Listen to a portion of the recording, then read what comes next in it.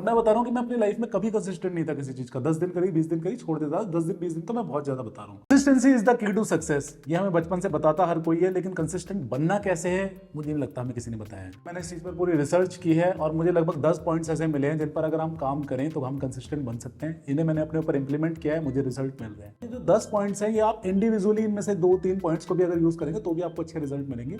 लेकिन अगर आप चाहते हैं कि भाई अच्छे से अच्छा रिजल्ट मिले शुरू से ही, तो आप 10 के 10 पॉइंट्स को इंप्लीमेंट करना है आपको अपनी प्लानिंग। पहली चीज है कि pick only one thing at a time. तो आपको जिस भी चीज में आप कंसिस्टेंट होना चाहते हैं, एक चीज उठाइए, उसमें कंसिस्टेंट बनिए। एटलीस्ट 1 मंथ या 2 मंथ्स उसको रेगुलरली कीजिए, बाकी चीज़ों को भूल जाइए।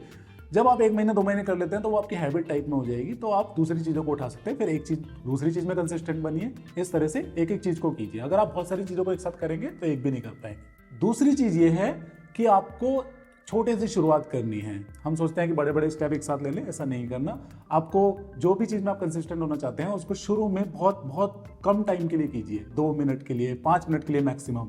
एक आध हफ्ता जो है उसको रेगुलरली 5 मिनट करने की कोशिश कीजिए। जब आपको उसकी हैबिट हो जाती है तो धीरे धीरे टाइम को इंक्रीज कीजिए। तीसरी चीज़ ये है कि आपको लॉन्ग टर्म विनर का माइंडसेट रखना है। इसके ऊपर मैंने एक वीडियो भी बनाई थी, वो भी आप देखिए। लॉन्ग टर्म विनर माइंडसेट मतलब कि आपको ये नहीं सोचना कि मैं 1 महीने 2 महीने 3 महीने में अपनी लाइफ चेंज कर दूंगा। आपको सोचना है कि मैं 1 साल 5 साल 10 साल में अपनी लाइफ चेंज करूंगा।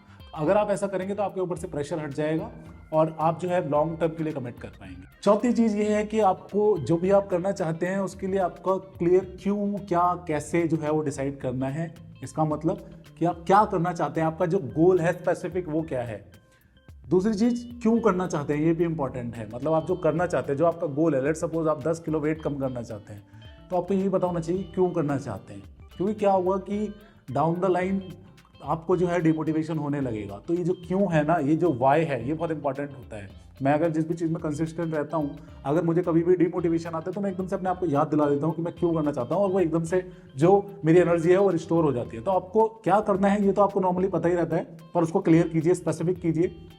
दूसरी चीज़ कि आपको क्यों करना है, ये क्या करना है और क्यों करना है। तीसरी चीज़ कि कैसे करना है, क्या आप स्टेप लेंगे। पांचवा स्टेप, अब आपने लॉन्ग टर्म पिक्चर तय कर ली है तो आपको क्या करना है कि अपने डेली स्टेप्स को डिसाइड करना है, और इनके लिए ना बहुत स्पेसिफिक जाना है आपको। डेली स्टेप में स्पेसिफिक इस तरह से जाना है आपको कि मैं क्या करूंगा। पहली चीज, वो जो पहला क्या था वो बिग पिक्चर था कि मैं ओवरऑल क्या करूंगा। अब आपको देखना है कि मैं आज के दिन क्या करूंगा, क्या स्टेप रहेंगे। वो स्टेप बड़े क्लियर होने चाहिए आपको कि मैं 10 मिनट के लिए जिम जाऊंगा, ट्रेडमिल पर दौड़ूंगा, दैट्स इट। ठीक है, बिल्कुल क्लियर होना चाहिए। कब करूंगा, क्या टाइम होगा वो, और कैसे करूंगा, किसी की हेल्प लूंगा या अकेला करूंगा। अगर आपने जिम जाने के लिए सोचा है तो कोई इतना स्पेसिफिक जाना है कि आपको पता होना चाहिए कि मैं क्या क्या एक्सरसाइज करूंगा, किस टाइम क्या एक्सरसाइज करूंगा, पहले क्या करूंगा, बाद में क्या करूंगा। इस तरह से आपको बिल्कुल स्पेसिफिक एक्शन स्टेप्स लिखने हैं अपने। अब आपको अपने लिए एक रिमाइंडर सेट करना है। रिमाइंडर सेट करके आपको, रिमाइंडर इन द सेंस कि आपको पता होना चाहिए जब वो चीज़ करने का टाइम आया है तो आपको पता लग जाना चाहिए कि मेरे को ये काम करना है। ऐसा ना हो कि आपने डिसाइड कर सब कुछ कर लिया, बाद में आप भूल गए। और ऐसा भी ना हो कि आपने उसके लिए टाइम स्पेसिफिक सेट नहीं कर रखा। आप सोचे कि मैं सुबह कर लूंगा, फिर आप सुबह होती है तो आप सोचे दोपहर कर लूंगा, दोपहर होती है तो शाम। नहीं, आपको पता लग जाना चाहिए कि मुझे भाई 9 बजे करना है तो करना है।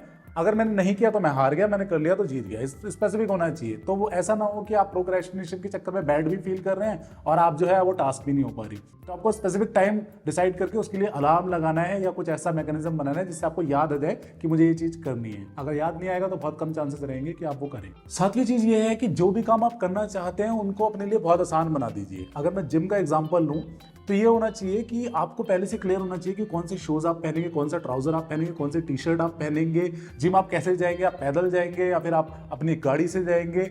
और जिम को कोशिश कीजिए, अगर आपका जो जिम है वो पास में हो तो आपके चांसेस बहुत ज़्यादा हो जाएंगे। मतलब आप इतना आसान बना दीजिए कि आपको कुछ सोचना ही ना पड़े। आपको पता हो, आपका अलार्म जो है वो बजा, मुझे जिम जाना है, और आपको पता हो मुझे कौन से जूते पहनने, मुझे क्या पहनना है, मुझे कौन सी एक्सरसाइज करनी है। मतलब आपको जो नंबर ऑफ चॉइसेस हैं कि कितनी चीज़ें आपको सोचनी है वो बिल्कुल लगभग ना के बराबर हो जाए। जैसे मैं अगर आपको एग्जाम्पल दूँ, जब मैं वीडियो शूट करता हूँ तो मैंने ये बहुत आसान कर दिया अपने लिए। मेरी लाइट जो है वो इस रूम में लगी हुई होती हैं, मेरा जो कैमरा स्टैंड है वो लगा हुआ होता है, टेबल जो है वो तो अपनी जगह पर है ही।